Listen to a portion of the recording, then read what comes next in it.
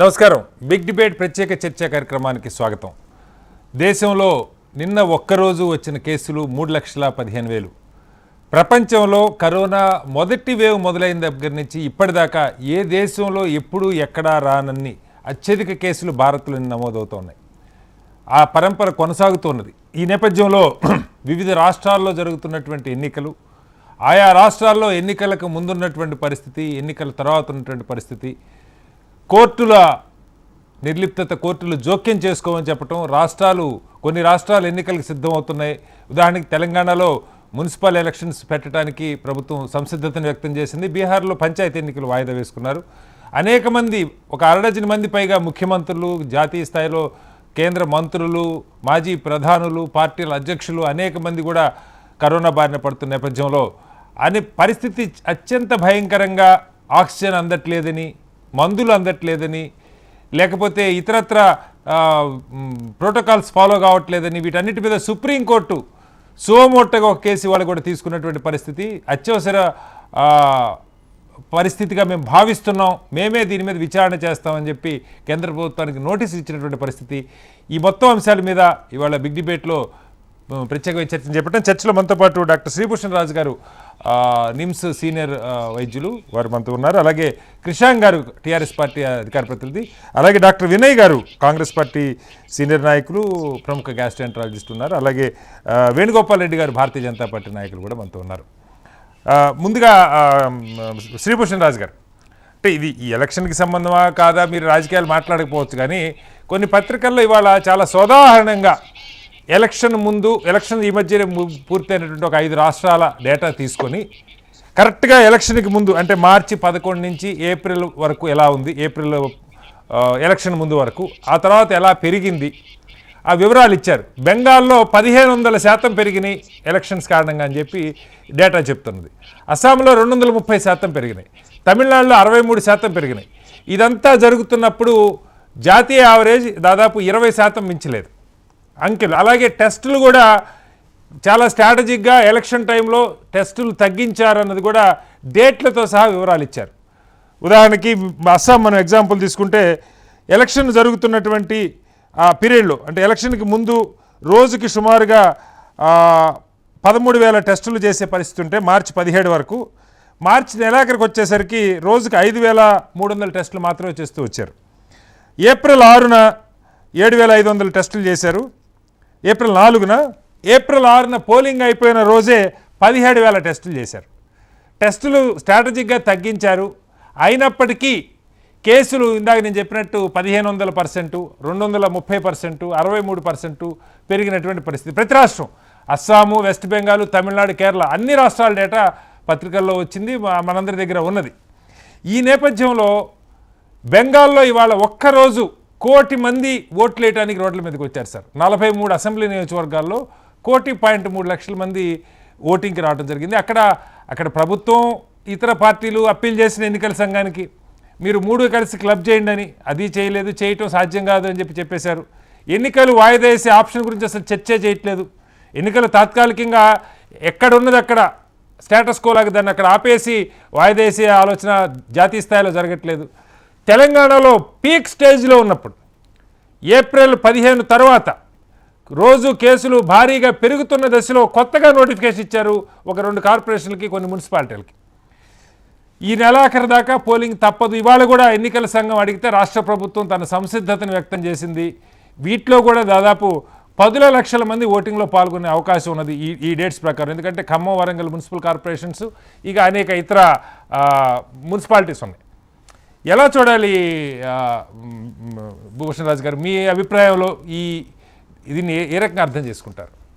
ఎవరైతే ఈ అనాలిసిస్ చేశారో వాళ్ళు చాలా చక్కగా చేశారు. కాకపోతే ఇదేమి ఊహించని ఉత్పాతం ఏం కాదు, ఇది ఊహించదగ్గది. ఎందుకంటే ఇతర దేశాల్లో, యూరోప్లోను, అమెరికాలోను వాళ్ళు కరోనా పోయింది అనే భ్రమలో వాళ్ళందరూ రోడ్ల మీదకి బయటకు వచ్చేసి, అసలు వాళ్ళు ఏ బేసిస్తో, ఏ ప్రాతిపదికన వాళ్ళు అలా చేసుకున్నారో తెలియదు, కానీ వాళ్ళు థ్యాంక్స్ గివింగ్ పార్టీలు, క్రిస్మస్ పార్టీలు, న్యూ ఇయర్ సెలబ్రేషన్స్ అలా చేసుకుంటే వాళ్ళకి ఎక్కువగా అయిపోయింది అనే విషయం మనం ఆల్రెడీ చూసాము.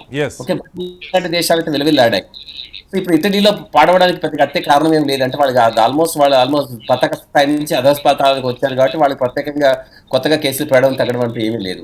కానీ ఊహించిన ఉత్పాతం కాదు, ప్రభుత్వాలు ఊహించి ఉండగలగాలి, వాళ్ళకంటూ ఒక ప్రణాళికలు ఉంటాయి. కానీ ఇక్కడ ఒకరిని నిందించకుండా పోవడం అంటూ జరగలేదు. ఎందుకంటే అతనికంటే గనుడు ఆచంట మల్లన్న అని అందరూ అలాగే ఉన్నారు, ఎవరిని ఏమనేటట్టుగా లేదు ఇక్కడ. అలాంటి ప్రజలు బాగున్నారా అంటే ప్రజలు మాత్రం గొప్పగా ఏమీ లేరు.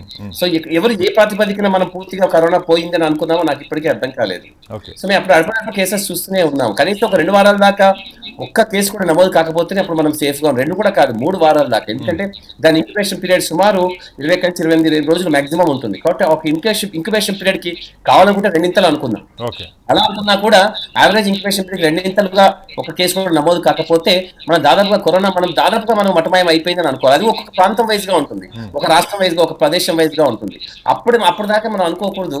కానీ ఈలోగా ఇవన్నీ బిలబిల్లాడుతూ చేస్తాం. అయితే ప్రభుత్వాలు అంటే ప్రజల ప్రవర్తన బట్టి ప్రభుత్వం అంతా పోయిందని వాళ్ళు అనుకున్నారా, ప్రభుత్వం చేసేదాన్ని బట్టి ప్రజలు అంతా అయిపోయిందని వాళ్ళు అనుకున్నారా తెలియదు. కానీ మొత్తానికి అందరూ కలిసి చేస్తారు. కానీ ప్రజలే ప్రభుత్వం, ఇక్కడ ప్రజల యొక్క ఆలోచన విధానమే రిఫ్లెక్ట్ అవుతుంది. నేను ప్రజలు ఎక్కువగా ఎందుకు వినిపిస్తారంటే ఒకరు మరి పనిగట్టుకొని మళ్ళీ ఎవరు పాడు చేయడానికి ప్రయత్నం చేయలేరు, పాడు చేయలేరు కూడా. అట్లా కాదు శ్రీభూషణరాజు గారు, ప్రజలందరూ విఘ్నత కలిగిన, చైతన్యం ఉన్న, అవగాహన ఉన్న 130 కోట్ల మంది ప్రజలైతే అసలు భారతదేశం ఇట్లా ఉండదు కదా సార్. అది కూడా మనం మీరు చెప్తున్నదే కొంత శాతం చదువుకున్న వాళ్ళు మూర్ఖంగా వ్యవహరిస్తుండొచ్చు, విద్యావంతులు యువకులు ఉండొచ్చు.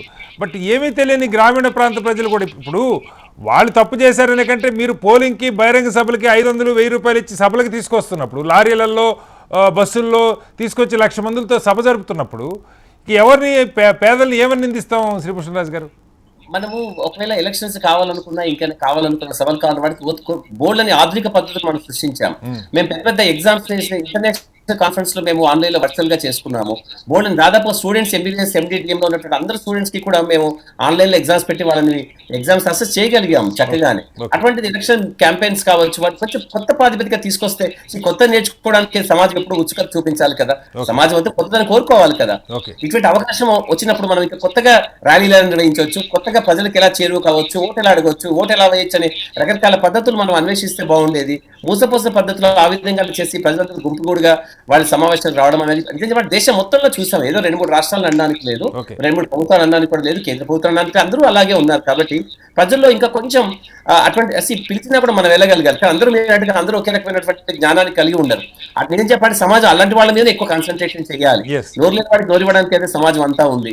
కాబట్టి అలాంటి కొంచెం ఎక్కువ జాగ్రత్త తీసుకుండాల్సింది. ఇప్పుడు ఇంత ఉత్పాతం వచ్చకపోయేది, కాకపోతే వచ్చేసిన తర్వాత ఇప్పుడు మన చేతులు కాళ్ళకి ఆకులు పట్టుకున్నట్టు మనం ఏం చేయడానికి లేదు. తక్షణ కర్తవ్యం ఏంటో కనీసం ఇదన్నా కొంచెం జాగ్రత్తగా చాలా పెద్ద మొత్తంలో సమాజంలో అందరికీ వర్తించే విధంగా చాలా చాలా ఘనతరంగా చేస్తే కాస్త మనం ఏదైనా ఈ గంటలోంచి బతికి బట్టగడతాం. కానీ ఇంకా ఈ ఏప్రిల్లో మే నెలలో ఇంకా చాలా కేసెస్ అవుతాయి. చాలా మంది దాదాపుగా అన్ని వర్గాల వాళ్ళు, అన్ని రకాల వాళ్ళు, అన్ని భాగాల వాళ్ళు, ప్రపంచ దేశంలో వాళ్ళు అందరూ కూడా ప్రభావితమయ్యే అవకాశం ఎక్కువగా ఉంటుంది. మళ్ళీ మన అనేక ప్రముఖులు కూడా మనకు ప్రభావితమయ్యే అవకాశం ఉంటుంది. కానీ ఎక్కడా చెడ్డగా జరగకూడదు, చెడు జరగకపోతే చాలు. కానీ ఇంకో విధంగా మనకి టీకా అవసరం లేకుండానే మనం చాలా సులభంగా హెర్డ్ ఇమ్యూనిటీ తెచ్చుకునే దిశలో అందరూ ఇన్ఫెక్షన్ తెచ్చుకొని దాదాపుగా కూర్చుంటే టీకా అవసరమే లేకుండా పరిస్థితి వచ్చేట్టుగా కనపడుతుంది. Right sir.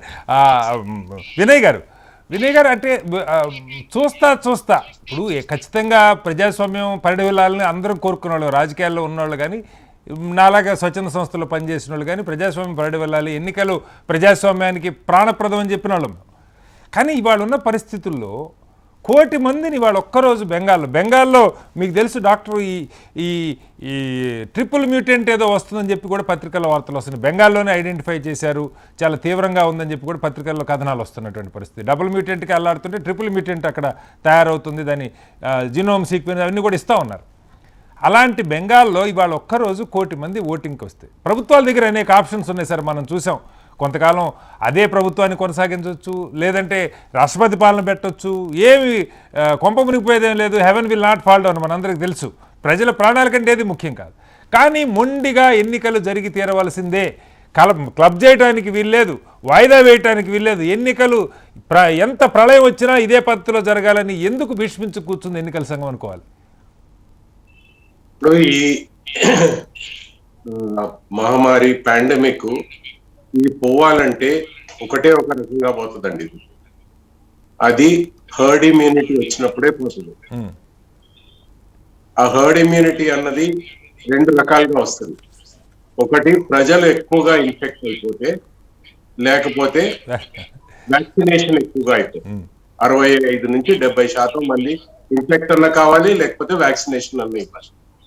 అయితే ప్రభుత్వాలు, అన్ని ప్రభుత్వాలు, నేను ఒక్క కేంద్ర ప్రభుత్వం, ఇక్కడ రాష్ట్ర ప్రభుత్వం, ఇంకొక దగ్గర కాంగ్రెస్ ప్రభుత్వం అండాలి, అన్ని ప్రభుత్వాలు ఏం చేస్తున్నాయంటే ఇది హర్డ్ ఇమ్యూనిటీ, ఈ ప్రజలు ఇన్ఫెక్ట్ అయ్యే ద్వారా వచ్చేస్తే మనకి బాధపోతుంది, క్రెడిట్ మనం తీసుకుందాం అన్న పరిస్థితిలో ఉన్నట్టు కనిపిస్తా ఉంది. కానీ వీళ్ళు అర్థం చేసుకోవడం లేదు ఏంటంటే ప్రజలు ఇన్ఫెక్ట్ అయ్యి వచ్చే హర్డ్ ఇమ్యూనిటీ వలన మార్టాలిటీ కూడా చాలా హై ఉంటది, చనిపోయే వాళ్ళు కూడా చాలా హై ఉంటుంది. మీకు వ్యాక్సినేషన్ ఇచ్చాక ఇన్ఫెక్షన్ రావచ్చు కానీ డిజీజ్ రాదు అని అంటున్నారు. అంటే సివియారిటీ ఉండదు, హాస్పిటల్ పోయే ఆస్కారం ఉండదు అని. కానీ ఇవన్నీ చూస్తా ఉంటే అటు ఇప్పుడు తమిళనాడులో ఎన్ని సీట్స్ ఉన్నాయో వెస్ట్ బెంగాల్ లో కూడా అన్ని సీట్స్ ఉన్నాయి. మరి తమిళనాడులో ఒక రోజు ఫినిష్ చేసేసి వెస్ట్ బెంగాల్ లో 9 కేజీలు ఎందుకు పెట్టాలండి? ఆ తర్వాత ఇక్కడ మున్సిపల్ ఎలక్షన్స్ ఎందుకు పెట్టాలి? చాలా ప్లేసెస్ లో మున్సిపల్ ఎలక్షన్స్ టైం కి చేయనప్పుడు స్పెషల్ ఆఫీసర్ పెడతా ఉన్నారు. అయితే మమతా బెనర్జీ గారు దాన్ని ఇప్పుడు 4 కట్ చేసి ఒక ఫేజ్ లో పెట్టేయండి ఇప్పుడు లాస్ట్ ఫేజెస్ అని అంటున్నారు. మీరు మిగతా 3 రాష్ట్రాలలో ఎలక్షన్స్ అయిపోయాయి, ఆ ఎలక్షన్ సిబ్బందిని అంతా మీరు వెస్ట్ బెంగాల్ కి మూవ్ చేయవచ్చు, చేసేసి ఫినిష్ చేసేయచ్చు. కానీ ఇవాళ పరిస్థితి ఏంటంటే ఇది ఒకవేళ మీరు రాజకీయం అనుకుంటే రాజకీయం అనుకోండి, కానీ మెడికలీ చూసుకుంటే పోయిన సంవత్సరం మనకి సడన్ గా ఇది వచ్చేసింది, మనం ప్రిపేర్ గా లేము. అది అప్పుడు బెడ్స్ లేవు, కొరత ఉంది, ప్రాబ్లమ్స్ అన్ని ఉన్నాయంటే అది సడన్ గా మన తల మీద పడ్డది కాబట్టి వచ్చింది. ఇప్పుడు 1 ఇయర్ అయిపోయింది. ఇవాళ నేను మెడికల్ ప్రాక్టీస్ ఎక్కువ చేస్తున్నానా, బెడ్ మేనేజర్ ఎక్కువ అయ్యానా నాకు అర్థం కావట్లేదు.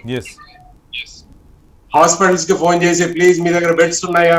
ఈ పరిస్థితి సంవత్సరం తర్వాత ఎందుకు వచ్చిందండి వాళ్ళు ఇక్కడే మొత్తం దేశంలో. రోజు పొద్దున మనం చూస్తుంటే బెడ్స్ ఉండడం లేదు, ఆక్సిజన్ ఉండడం లేదు అనే కదా మన అన్ప్రిపేర్డ్నెస్ అందులోనే తెలిసిపోతా ఉంది కదా. ఇవాళ మీరు తెలంగాణలో జిల్లాలలో హాస్పిటల్స్ కరోనా మేనేజ్ కాదు సార్ వినయ్ గారు, ఒక పక్క అన్ప్రిపేర్డ్నెస్ కనపడుతున్నది, ఒక పక్క ఇప్పటికే బెడ్లు నిండిపోయి ఉన్నాయి అన్నది వార్తలు వస్తూ ఉన్నాయి. ఇంకా ఎందుకు ప్రజలు దీనిలోకి తోస్తున్నారు? ఇప్పుడు స్కూళ్ళు మూసేశారు, సినిమా హాళ్ళు స్వచ్ఛందంగా వాళ్ళంతటా వాళ్ళే బంద్ చేసుకున్నారు.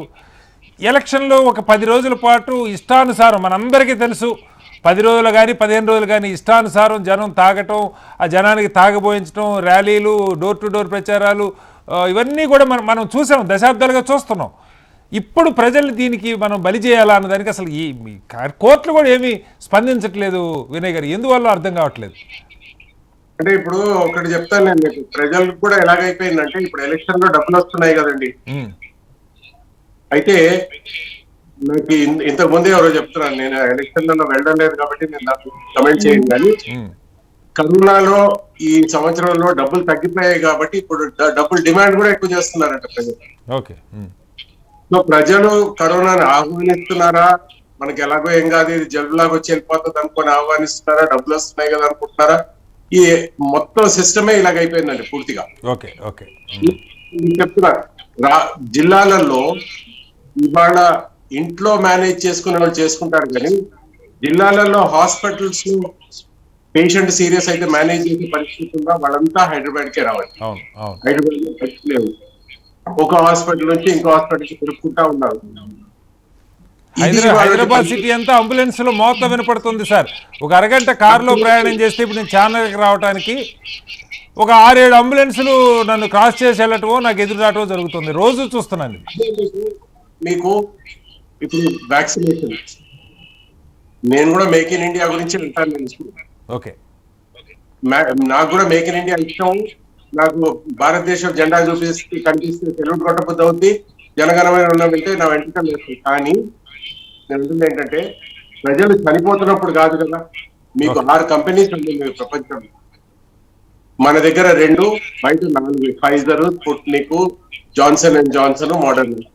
వాళ్ళకు కూడా మీరు పర్మిషన్ ఇచ్చేస్తుంటే ఒక పెద్ద మొత్తంలో ఇవాళ వ్యాక్సిన్ అయిపోయేది కదా.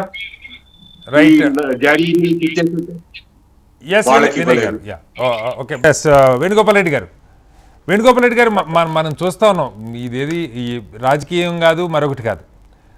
ప్రభుత్వాలు పూనుకుంటే ఎన్నికల సంఘం ఉదాహరణకి ఇక్కడ తెలంగాణలో ఇవాళ ఎన్నికల సంఘం రాష్ట్ర ప్రభుత్వాన్ని అభిప్రాయం అడిగింది. మరి స్థానిక సంస్థల ఎన్నికలు ఏం చేద్దాం, పరిస్థితి ఇట్లా ఉంది కదా, మీరు ఆ జాగ్రత్తలన్నీ తీసుకోగలుగుతారా, సాధ్యమేనని అడిగితే రాష్ట్ర ప్రభుత్వం సాధ్యమని వీళ్ళు ఓకే చెప్పాక వాళ్ళు ఎన్నికలు పెడుతున్నారు. అట్లాగే జాతీయ స్థాయిలో అక్కడ పరిస్థితులు బెంగాల్ కానీ మరొకటి కానీ మనం చూస్తే ఎవరైనా చొరవ తీసుకోవచ్చు. జాతీయ స్థాయి ప్రభుత్వమైన ఎన్నికల సంఘంతో మాట్లాడవచ్చు, లేకపోతే ఎన్నికల సంఘం చొరవ తీసుకోవచ్చు, కోర్టులు చొరవ తీసుకోవచ్చు. దురదృష్టం ఏంటంటే ఎవరు చొరవ తీసుకోవట్లా. ఒక్కసారి మీరు ఆలోచించండి వేణుగోపాల్ రెడ్డి గారు, ఇంత ప్రమాదకరమైన పరిస్థితుల్లో 1 కోటి మంది వాళ్ళు వచ్చి ఓటేయాల్సిన పరిస్థితి సార్. మరి ఓటు వాళ్ళ హక్కు, మనం ధర్మంగా మాట్లాడుకుంటే పార్టీలన్నీ మొబిలైజ్ చేస్తాయి. సాక్షాత్తు ప్రధాని వాళ్ళు ట్వీట్ చేశారు, మీరంతా వెళ్ళి ఓటు వేయండి అని ట్వీట్ చేశారు. కనీసం దానిలో జాగ్రత్తలు తీసుకోండి అన్న మాట కూడా లేదు వారి ట్వీట్లో. స్వయంగా నేను చూశాను ప్రధాని గారి ట్వీట్లో కూడా అందరూ ఓటింగ్కి వెళ్ళి ఓటేయండి అన్నారు, కానీ జాగ్రత్తలతో వెళ్ళండి అన్న మాట కూడా లేదు. I'm sorry to say. ఈ పరిస్థితుల్లో ప్రధానమంత్రి గారి ట్వీట్ సార్ బెంగాల్ది, మీరు కావాలంటే తెప్పించుకోండి నా డిబేట్ అయ్యే లోపే. ఆయన ఇవాళ 46వ దశ 43 నియోజకవర్గాలకు పోలింగ్ జరుగుతుంది. ప్రధాని ట్వీట్ చేశారు ఓటింగ్కి వెళ్ళమని. సంతోషం, ఓటింగ్కి వెళ్ళమని చెప్పడంలో నేను తప్పట్లా. కానీ దీన్ని కనీసం వాయిదా, వేణుగోపాల్ రెడ్డి గారు వినపడుతుందా? ఇవాళ నిన్న అయిపోయినాయి సార్, అది 6వ దశ ఈ రోజు అవుతుంది సార్. నిన్న అయింది సార్. ఓకే, నిన్న మీరు చూడండి అయితే ఆయన ట్వీట్ ఉంది ఈరోజు, మీరు చూడండి ఆయన ట్వీట్ అయితే మీకు ఉంది, మీరు you can go through it. But ఇంకా 2 ఫేజులు ఉన్నాయి, 26వ తారీఖు ఒకటి, 29వ తారీఖు ఒకటి, 2 ఫేజులు ఉన్నాయి. ఏం చెప్తారు వేణుగోపాల్ రెడ్డి గారు? రాష్ట్రంలో మున్సిపాలిటీలు పెట్టొద్దు, కార్పొరేషన్ డిమాండ్ చేస్తాం. నేను చెప్తా, నాకు సబ్జెక్ట్ అర్థమైంది. ఇప్పుడు ఇలా 2 పద్ధతులు, ఒక స్టేట్ ఎలక్షన్, ఒక సెంట్రల్ ఎలక్షన్. అవును, 2 కొద్దిగా నాకు టైం అండి. ఈ సెంట్రల్ ఎలక్షన్ ఏదైతే ఉన్నదో అది కోవిడ్ సీరియస్ కాకముందు నోటిఫికేషన్ వచ్చింది. 5 రాష్ట్రాలకు, 1 కేంద్ర పాలిత ప్రాంతం, 4 రాష్ట్రాలు. అవన్నీ రిజల్ట్స్ కూడా ఇప్పుడు ఆగి ఉన్నాయి. 3వ తారీఖు, 2వ తారీఖు, 3వ తారీఖు కౌంటింగ్ ఉంది వాడు. 2వ తారీఖు, రైట్, సబ్జెక్ట్ కరెక్షన్. అయితే ఇప్పుడు ఏంటంటే బెంగాల్లో 2 దశలు మిగిలి ఉన్నాయి. ఇప్పుడు 1 కోటి మంది ఒక్కరి దగ్గర రావడం లేదు. మీరు దాన్ని మళ్ళీ ప్యానిక్ చేయకండి. 1 కోటి మంది ఎక్కడ రారు. ఒక పోలింగ్ బూత్ కి 800 మంది వస్తారు. ఉదయం 7 నుంచి సాయంత్రం 5 ఉంటే గంట పెంచారు 6 గంటల వరకు. భారతీయ జనతా పార్టీ మమతా బెనర్జీ, అక్కడ నేను సెంట్రల్ ముందు చెప్తున్నా, తర్వాత స్టేట్ చెప్తాను. సెంట్రల్ ఎన్నికలకు సంబంధించింది అది రాజ్యాంగ ప్రక్రియ, స్వతంత్ర ఎన్నికల వ్యవస్థ, అది అన్ని కంప్లీట్ అయ్యి దాని మీద ఉన్నది. కాబట్టి 5 రాష్ట్రాల్లో ఈ రోజు ఒకవేళ ఆ ఎన్నికలు ఆపితే 5 రాష్ట్రాలలో రాష్ట్రపతి పరిపాలన పెట్టాల్సి వస్తుంది. కాబట్టి ఏ పార్టీ, కాంగ్రెస్ కావచ్చు, బీజేపీ కావచ్చు, మమతా బెనర్జీ కూడా ఎన్నికలు ఆపని చెప్పలేదు. అయితే ఇవాళ పోలింగ్ బూత్ గా ఒక్కసారి ఆ ఫస్ట్ సెకండ్ ఫేజ్ తీసుకొచ్చి ఒక్కసారి పెట్టుకున్నారు. ఒక్కసారి పెట్టినా, 2 సార్లు పెట్టినా ఒక పోలింగ్ బూత్ కేంద్రంగానే ఎన్నిక జరుగుతుంది. అది ఒక్కసారి పెట్టినా అంతే జరుగుతుంది. 2 సార్లు పెట్టినా పోలింగ్ బూత్ కేంద్రంగా 800 మంది ఉన్నది. యావరేజ్ 800 మంది ఓటర్స్, 600 మంది నుంచి 700 మంది పార్టిసిపేట్ అవుతుండ్రు. 7 గంటల నుంచి సాయంత్రం 6 గంటల వరకు పోలింగ్ ఉన్నది. కాబట్టి అక్కడ నీకు దూరంగా ఉండి ఎన్నికలలో ఓటేస్తారు కాబట్టి అంటుకునే వ్యవస్థ లేదు. 1 కోటి మంది కాదు, 2 కోట్లున్నా ఒక దగ్గరికి రారు. ఇది పక్క పెట్టండి. తర్వాత Bharatiya Janata Party public meetings cancel చేసుకున్నది పశ్చిమ బెంగాల్లో. మీరు కావాలంటే తెలుసుకోండి. మొత్తం 500 మంది ప్రధానమంత్రి ఉన్నా, హోంమంత్రి ఎవరు పోయినా కూడా ఉత్తరప్రదేశ్ ముఖ్యమంత్రి క్యాన్సిల్ చేసుకున్నాడు. అక్కడ మేము మొత్తం ఎన్నికల వ్యవస్థలో పబ్లిక్ మీటింగ్స్ క్యాన్సిల్ చేసేసి 500 మంది కుర్చీలు దూరం చేసి వాటి కేంద్రంగానే ఈ 26 లోపు ప్రచారం క్లోజ్ చేయాలని వాళ్ళు డిసైడ్ చేసింది. అంతే తప్ప అలా పబ్లిక్ మీటింగ్స్ అనేది బీజేపీ క్యాన్సిల్ చేసింది. మమతా బెనర్జీ లాస్ట్ రోజు కలకత్తాలో నేను పబ్లిక్ మీటింగ్ పెట్టుకుంటే క్యాన్సిల్ అన్నది. మేము క్యాన్సిల్ చేసిన తర్వాత ఆమె ర్యాలీలు పెట్టింది. కాబట్టి మేము బాధ్యత, ఆమె పెట్టినా కూడా మేము పెట్టలేదు. మేము పబ్లిక్ మీటింగ్స్ భారతీయ జనతా పార్టీ టోటల్ క్యాన్సిల్ చేసుకున్నది. రాహుల్ గాంధీ గారు కూడా మేము క్యాన్సిల్ చేసుకుంటా అని చెప్పిండు, మేము క్యాన్సిల్ చేసుకున్నాం. మమతా క్యాన్సిల్ చేసుకుంటా అని మళ్ళీ ఆమె ర్యాలీలు పెట్టింది, మేము క్యాన్సిల్ చేసుకున్నాక. సరే, అవన్నీ రాజకీయాలు ఎట్లున్నా మేము దానికి దూరంగా ఉన్నాం ప్రచారానికి. ఇప్పుడు ఓన్లీ 500 మంది లోపు పెట్టేసి దాని ద్వారా ఇళ్లలో టీవీలలో కూర్చొని చూడాలని చెప్పి డిసైడ్ చేసిన ప్రోగ్రామ్, దానికే ఏర్పాట్లు చేసుకున్నారు. అక్కడ నీకు ప్యానిక్ అయితే ఒక్క మాట సార్ వేణుగోపాల్ రెడ్డి గారు, మీకే కాదు సార్, ఎలక్షన్ అంటే పోలింగ్ రోజు ఒక్కటేనా? ఇప్పుడు మీరు చెప్పిన క్యాంపెయిన్ మీరు ఒక పద్ధతిలో చేస్తుండొచ్చు, ఇంకో పార్టీ ఇంకో పద్ధతిలో చేస్తుండొచ్చు, అంతిమంగా ప్రజలకు కదా నష్టం. ఇప్పుడు పబ్లిక్ మీటింగ్స్ క్యాన్సిల్ అయినాయి ఓన్లీ బెంగాల్. మీరు మిగతా అన్ని ఎలక్షన్ అయిపోయినాయి. ఇక రాష్ట్రం నేను ఎందుకంటే దాన్ని ఎక్కువసేపు మనం తర్వాత ఎలక్షన్ అది ఎలక్షన్ ప్రాబ్లం ఏంటంటే ఎలక్షన్ కమిషన్ స్వతంత్ర వ్యవస్థ. ఎలక్షన్ కమిషన్ చేతున్నది, కేంద్ర ప్రభుత్వం చేతులు లేదు. ఎలక్షన్ కమిషన్ ఏమన్నదంటే 2 వ్యవస్థలు ఉన్నాయి, విడివి 800 తక్కువ మంది ఉన్నారు కాబట్టి దానికి ఇబ్బంది లేదని చెప్పింది. రెండోది ఇక్కడ 5 రాష్ట్రాల ఎన్నికలు 5 రాష్ట్రాలలో రాష్ట్రపతి పరిపాలన పెట్టాల్సి వస్తుంది కాబట్టి దానికి ప్రాబ్లం ఉంది. అది దాని వల్లనే అవుతానని కాదు, ఇక్కడికి ర్యాలీలు తీస్తున్నారు, నిరసనలు చెప్తున్నారు, ధర్నాలు చేస్తున్నారు, వాటి సంగతి ఎవరు మాట్లాడతలేరు. Okay. తర్వాత రెండోది, స్టేట్ కి వచ్చినప్పుడు మనకు మున్సిపల్ ఎన్నికల వ్యవస్థలో కొత్త చట్టం తీసుకొచ్చారు. ఎప్పుడైనా ఎన్నికలు పెట్టుకోవచ్చు, ఎప్పుడైనా ఆపుకోవచ్చు. అలాంటప్పుడు స్థానికంగా ఏదైతే ఈ ఎన్నికలు ఏవైతున్నాయో వీటిని కనుక వాయిదా వేసుకునే, అంటే ఇప్పుడు ఇది మొన్న 14 నోటిఫికేషన్ వచ్చింది, అవును. సిచ్యువేషన్ సీరియస్ అయిన నోటిఫికేషన్ Yes, వచ్చింది. yes. అది ఎప్పుడో వచ్చి చివరికి ఆగింది. కరెక్ట్. దానికి ప్రాబ్లం వేరు, దీని ప్రాబ్లం వేరు.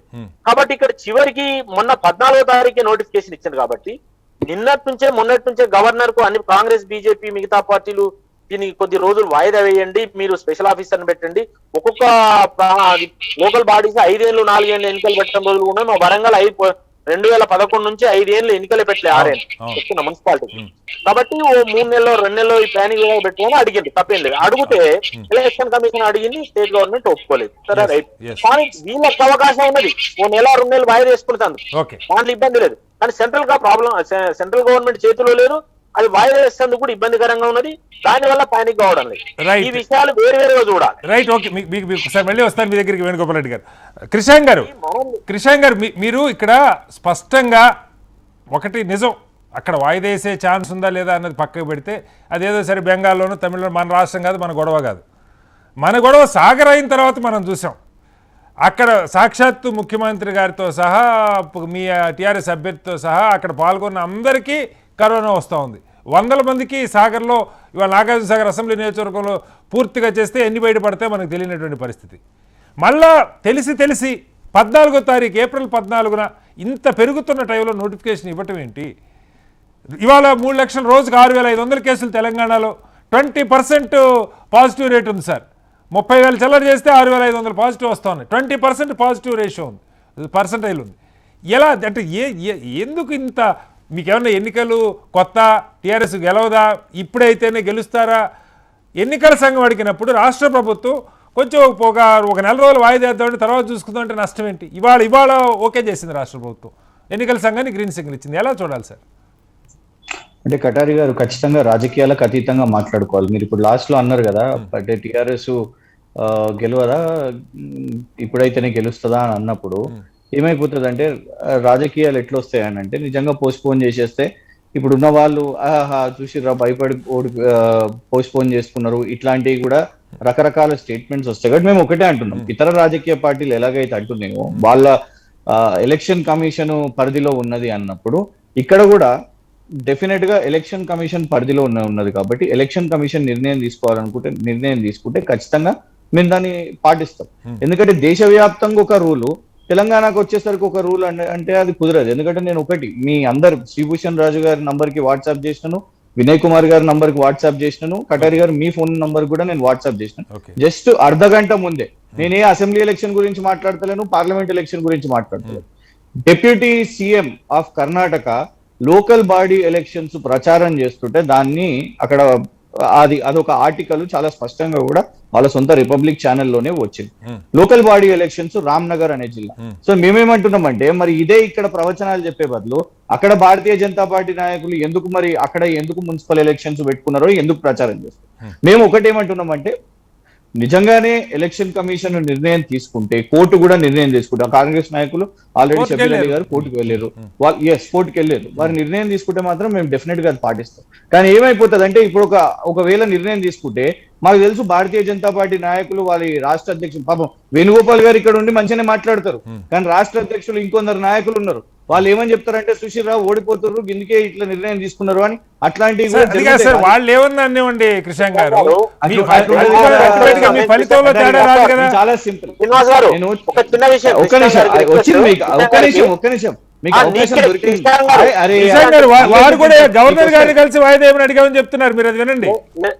రాష్ట్ర కర్ణాటకలో మీరు అన్న, కర్ణాటకలో గనక ఎన్నికలు గనక అట్లా మీరు అన్నట్టు local body, I don't know, నాకు తెలియదు, జరిగేది ఉంటే అక్కడ కూడా ఆపాలని అంటే మేము ఆడ జరగాలని ఏం కోరుకుంటలేము. నేను కూడా అదే చెప్తున్నాను.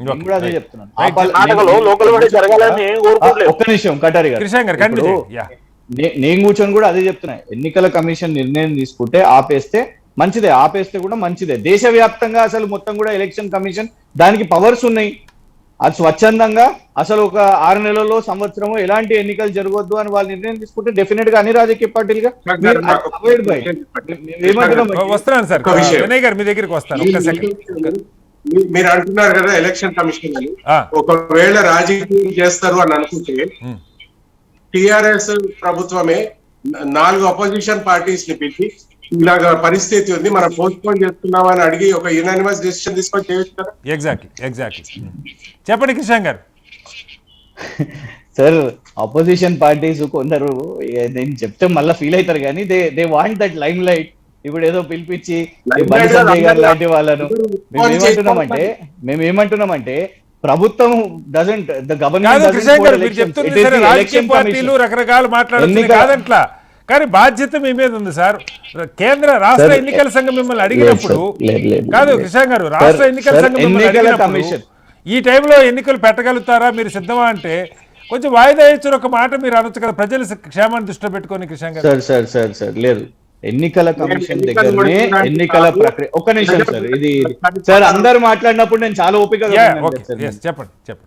ఇప్పుడు ఎన్నికల ప్రక్రియను జరపడానికి మీరు సిద్ధంగా ఉన్నారా అని అన్నప్పుడు ఆ ఇన్ఫ్రాస్ట్రక్చర్, మెషినరీ ఇవన్నీ సిద్ధంగా ఉన్నారా అనే ప్రశ్న వచ్చినప్పుడు డెఫినెట్ గా రాష్ట్ర ప్రభుత్వం సిద్ధంగా ఉన్నది. కానీ ఎన్నికల కమిషన్ ఒక నిర్ణయం తీసుకుంటే మేము దాన్ని ఒప్పుకోము అనేది అయితే కుదరదు కదా. డెఫినెట్ గా ప్రతి రాజకీయ దళం ఒప్పుకుంటది. ఎన్నికల కమిషన్ నిర్ణయం తీసుకొనివ్వండి, మేము ఖచ్చితంగా దానికి మేము సపోర్ట్ చేస్తామని మేము చెప్తున్నాము.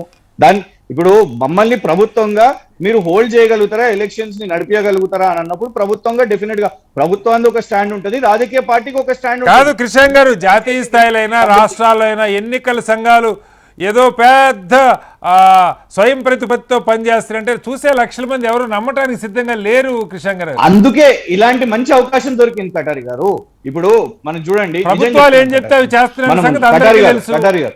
కటారి గారు మన ముందు నిజంగా కూడా చాలా ఇంపార్టెంట్ చర్చలు ఉన్నాయి. మేము ఈ రోజు వ్యాక్సిన్ గురించి మాట్లాడాలని ఉంది, ఆక్సిజన్ గురించి మాట్లాడాలని ఉన్నది. ఎన్నికల విషయం మీద ఈ చర్చకు ఫుల్ స్టాప్ పడాలంటే నిజంగానే ఎన్నికల కమిషన్ దగ్గర పవర్స్ ఉన్నాయి అని చూపెట్టుకోవాలనుకుంటే దిస్ ఇస్ ద టైం. వాళ్ళు నిర్ణయం తీసుకోమనండి, ఈ చర్చకే ఒక ఫుల్ స్టాప్ పడుతుంది. మొత్తం దేశవ్యాప్తంగా ఎన్నికలు ఉన్నాయి, ఎక్కడ కూడా ఎన్నికలు పెట్టొద్దు అని వాళ్ళు నిర్ణయం తీసుకుంటే అయిపోతుంది. శ్రీభూషణ్ రాజు గారు, ఇక మరో కీలకమైన అంశం, దేశమంతా చర్చ జరుగుతున్నది, కొంత ఒక రకమైన గందరగోళానికి కూడా కారణం అవుతున్నది. ఇప్పుడు వ్యాక్సిన్ ఓపెన్ మార్కెట్లో రాబోతున్నది, అలాగే ధరలు 3 రకాలుగా ఉండబోతున్నాయి. కేంద్రానికి ఒక ధర, రాష్ట్రానికి ఒక ధర. మామూలుగా హాస్పిటల్స్లో, ఫార్మసీలో, ప్రైవేట్ హాస్పిటల్స్ అయితే ఒక ధర అని చెప్తూ ఉన్నారు.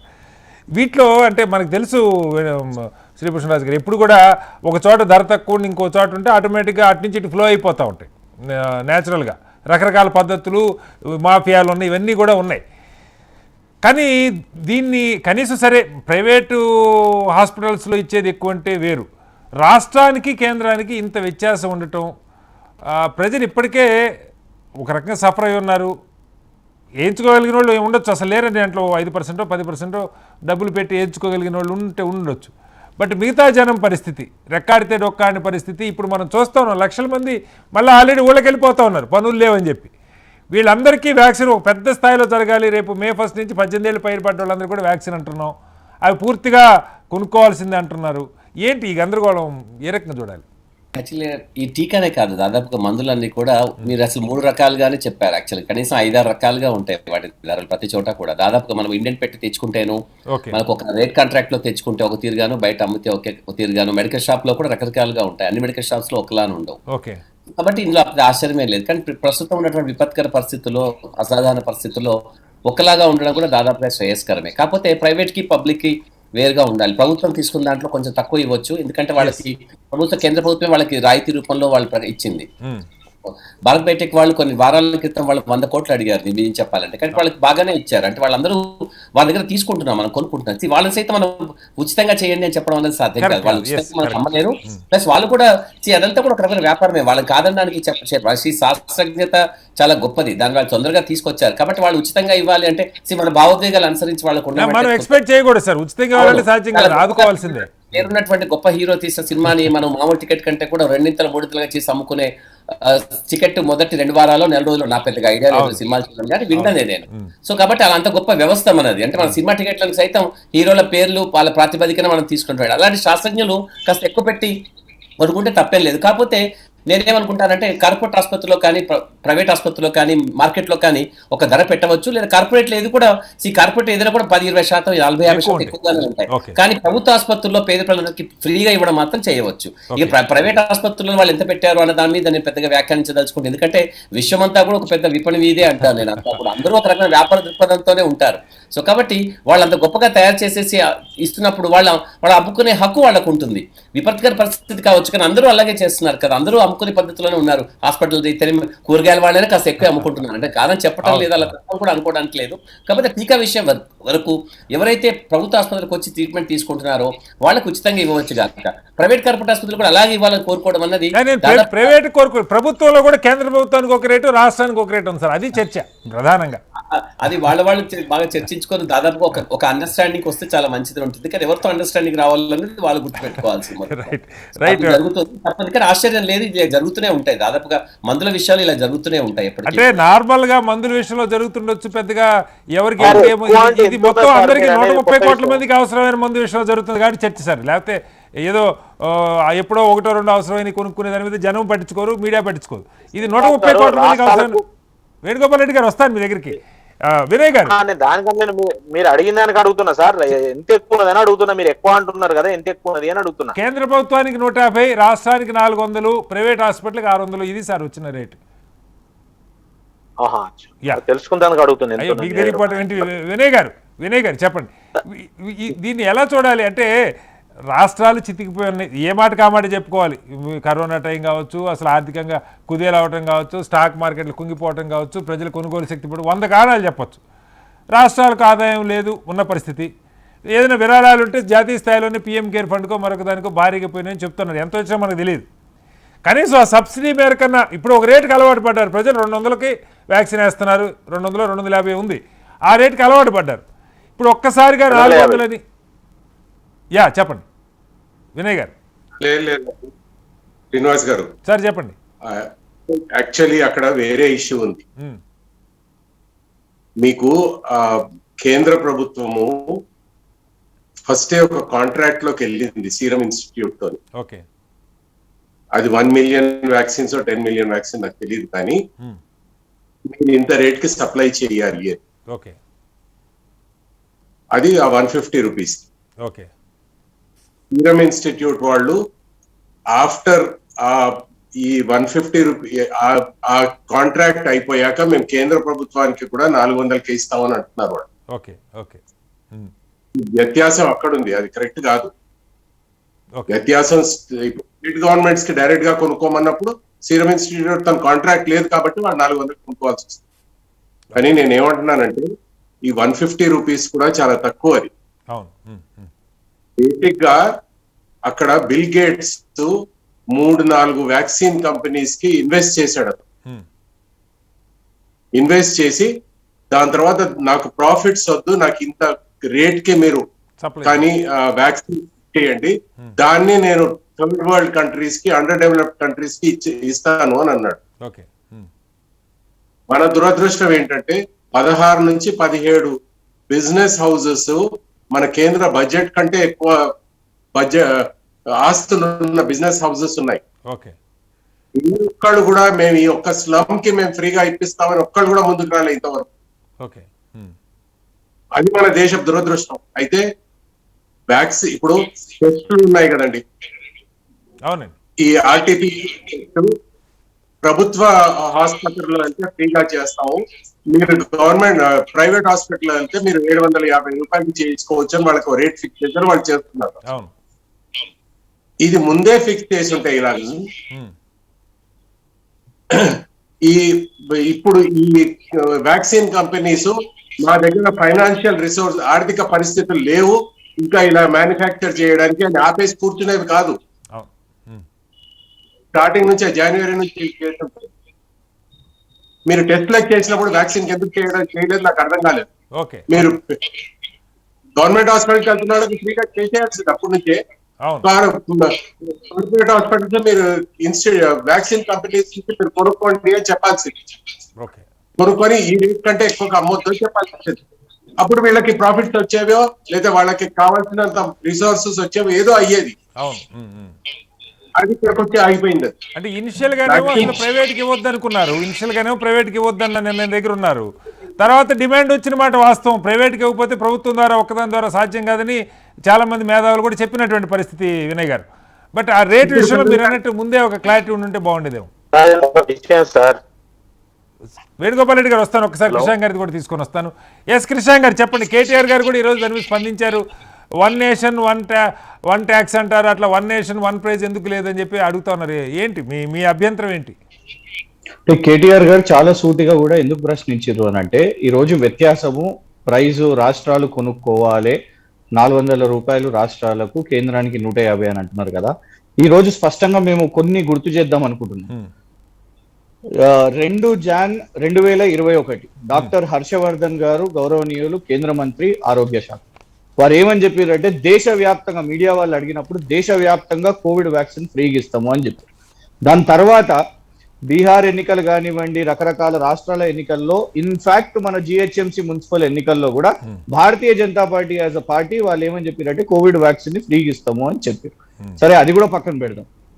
1 ఫిబ్రవరి 2021 పార్లమెంటులో గౌరవనీయులు ఆర్థిక శాఖ మంత్రి గారు నిర్మలా సీతారామన్ గారు 35,000 కోట్లు కోవిడ్ వ్యాక్సిన్ కి అని కేంద్ర బడ్జెట్ లో అనౌన్స్ చేశారు. మరి ఎక్కడ 35,000 కోట్లు ఈ రోజు ఎందుకు రాష్ట్రాలు కొనుక్కోవాలి?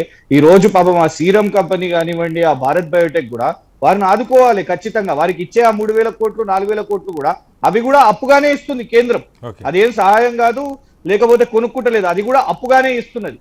సో ఆత్మ నిర్భర్ ప్యాకేజ్ 20 లక్షల కోట్లు ఎక్కడికి పోయినాయో ఇప్పటికీ దాని లెక్క తెలియదు. రాష్ట్రాలకు భారం పడ్డది. లాక్డౌన్ అని గత సంవత్సరం ఇచ్చారు, జిఎస్టి కలెక్షన్ ఆగలేదు, జిఎస్టి కంపెన్సేషన్ రావాల్సింది రాలేదు. ఈ రోజు వ్యాక్సిన్ కానివ్వండి, ఆక్సిజన్ కోటా కానివ్వండి, ఆక్సిజన్ కూడా వైజాగ్ స్టీల్ ప్లాంట్ నిజంగానే దాన్ని మూసివేస్తున్నారు కదా వీళ్ళు. ఆ వైజాగ్ స్టీల్ ప్లాంట్ నుంచి ఈ రోజు వచ్చుంటే నిజంగా ఇమీడియట్ గా వచ్చేది. రూర్కేలా నుంచి వీళ్ళు అలొకేట్ చేసారు, 7 రోజులు పడుతుందని మా ఆరోగ్య శాఖ మంత్రి ఈటల రాజేందర్ గారు చెప్పడం జరిగింది. సో ఇప్పటికీ కూడా ఒక స్పష్టత లేకుండా కేంద్ర ప్రభుత్వం చేస్తున్న విధి విధానాలు ఏదైతున్నదో రాష్ట్రాల మీద, నేను కేవలం తెలంగాణ గురించి అంటలేను, ప్రతి ఒక్క రాష్ట్రం మీద ఖచ్చితంగా భారం పడబోతున్నది. Okay, right. వేణుగోపాల్ రెడ్డి గారు మిగతా ఒకటే ప్రశ్న.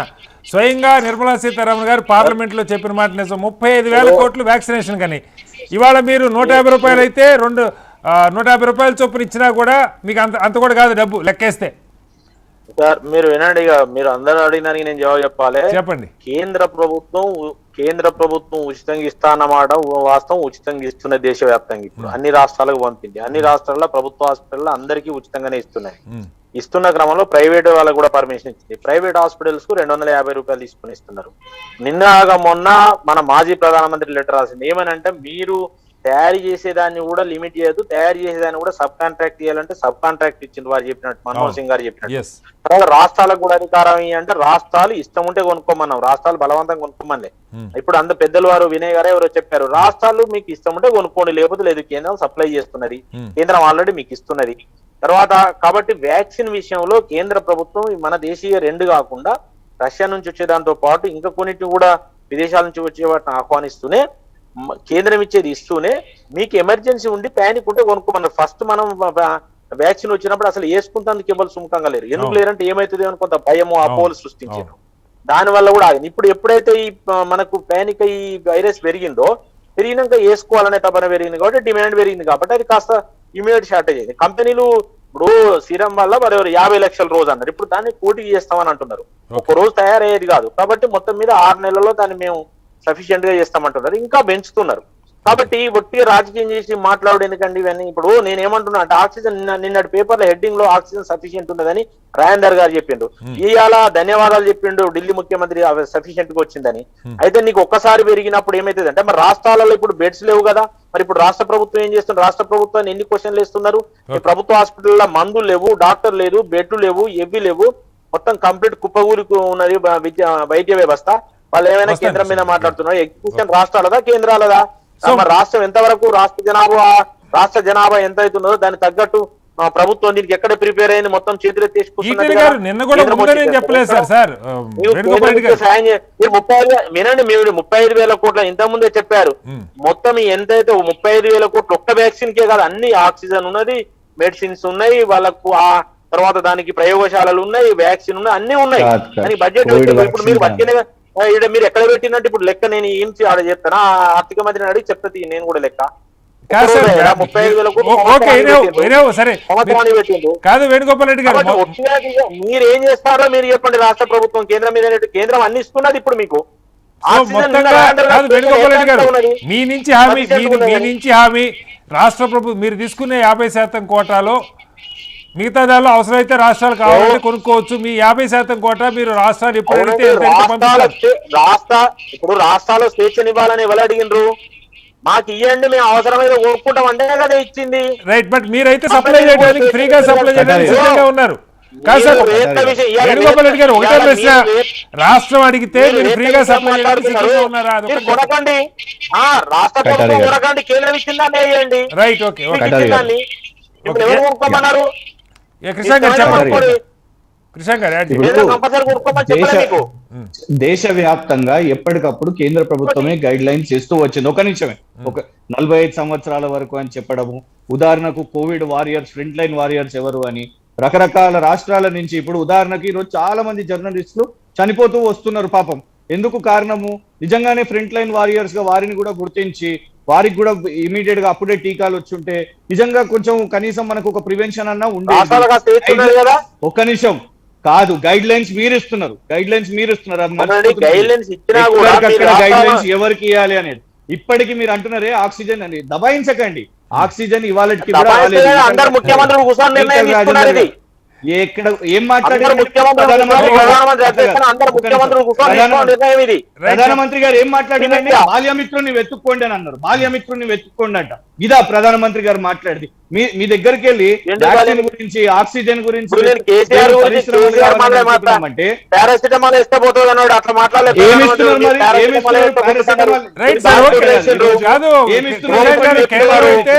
మీకు ఇస్తాము, మీరు కొనుక్కోవాల్సిన కృష్ణ గారు కేంద్రం స్పష్టంగా చెప్తున్నారు. ఆయన రాష్ట్ర ప్రభుత్వం కొనాల్సిన పని లేదు, మీకు కావాలంటే మీ రాష్ట్రాల పరిస్థితి చూసుకోండి. మీ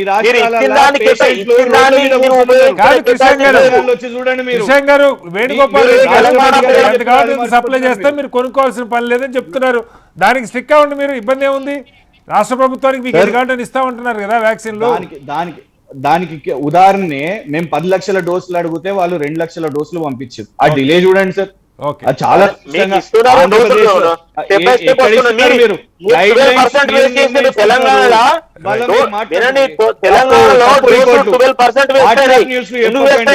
ఏం వేస్టేజ్ కాలేదు, వేస్టేజ్ కాలేదు. చూసుకోండి, రైట్, కేంద్రం రిపోర్ట్ చూస్తే తెలంగాణ డోసులు వేస్ట్ అయినాయి.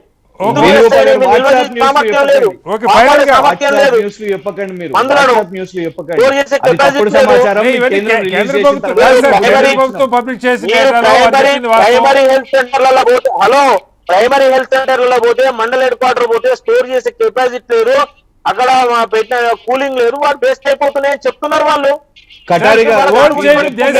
పల్స్ పోలియో కోల్డ్ చైన్ ఉందని మీరే చెప్పారు. దేశం అంతా బ్రహ్మాండమైన కోల్డ్ చైన్ మనకు దేశవ్యాప్తంగా మొత్తం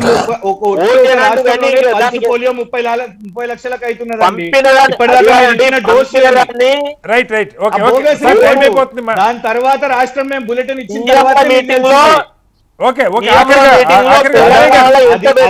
ప్రధానమంత్రి చెప్పింది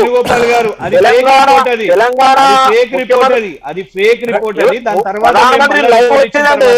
దాని తర్వాత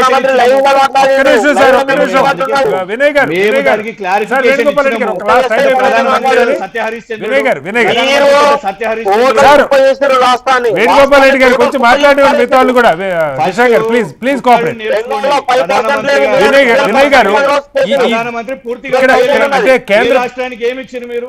కృష్ణ గారు టైం అయిపోతుంది, ఒక్కసారి సార్ చెప్పండి. శ్రీనివాస్ గారు, బెంగాల్లో 9 కోట్లుంటే 5,000 వస్తలేవు కేసులు, నీ దగ్గర 4 కోట్లు ఉన్న కాడ 12,000 వస్తున్నాయి కేసులు రోజు. అవి టెస్టులు చేసేదాన్ని బట్టి ఉంటాయి సార్. మళ్ళీ ఆ పోలిక చేయలేవు. వెస్ట్ బెంగాల్ వేణుగోపాల్ రెడ్డి గారు ఎన్ని టెస్టులు చేశారు, ఎన్ని పాజిటివ్ వస్తుందో మనం చూడాలి. ట్రీట్మెంట్ ఎక్కడన్నది? సోయి లేకుండా ఉన్నారా?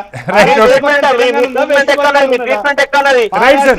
సార్ సార్ మళ్ళీ జనరల్ చర్చకి వెళ్ళిపోతున్నాం. గవర్నమెంట్ కుప్పగొల్లాయి. మొత్తంగా కేంద్రం రాష్ట్ర ప్రభుత్వాలు కలిసి పనిచేయాల్సిన అవసరం ఉంది. ఎన్నికలు ఈ సమయంలో ఎన్నికలు నిర్వహించడం సబబా కాదా? రాష్ట్ర ప్రభుత్వాలు అలాగే జాతీయ స్థాయి ప్రభుత్వాలు ఎన్నికల సంఘాలు మరొకసారి పునరాలోచన చేయాలి. కోర్టులు అవసరమైన మేరకు ఇంటర్వ్యూని కావటం గతంలో అనేక సందర్భాల్లో కోర్టులు జోక్యం చేసుకొని కొన్ని పరిష్కారాలు ఇచ్చినటువంటి నేపథ్యంలో ఇవాళ కూడా సుప్రీంకోర్టు మొత్తంగా కరోనా ఇష్యూని ఒక ఎమర్జెన్సీ క్రైటీరియాలో టేకప్ చేస్తున్నామని చెప్పినటువంటి పరిస్థితి. ఏదేమైనా ప్రజలు ఒకవేళ ఎన్నికలు జరుగుతున్నా ప్రజలు తగిన జాగ్రత్తలు తీసుకొని ముందుకెళ్లాల్సిన పరిస్థితి. ఎవరి జాగ్రత్తలు వాళ్ళు తీసుకోవటం అత్యంత అవసరం. ఎన్నికల సభలు ర్యాలీల్లో 500 కోసం బిర్యానీ పొట్లం కోసం వెళ్ళే పరిస్థితి కాకుండా ఎవరికి సంబంధించిన వాళ్ళ జీవితాలకు సంబంధించిన జాగ్రత్తలు వాళ్ళు తీసుకోవాలని కోరుకుందాం. చర్చలో పాల్గొన్న డాక్టర్ శ్రీభూషణ్ రాజు గారికి, వినయ్ గారికి, అలాగే కృష్ణాంగ్ గారికి, వేణుగోపాల్ రెడ్డి గారికి ధన్యవాదాలు. ఇది వాళ్ళ బిగ్ డిబేట్. రేపు మరోసారి మళ్ళీ కలుద్దాం. అందరికీ నమస్కారం. సెలవు.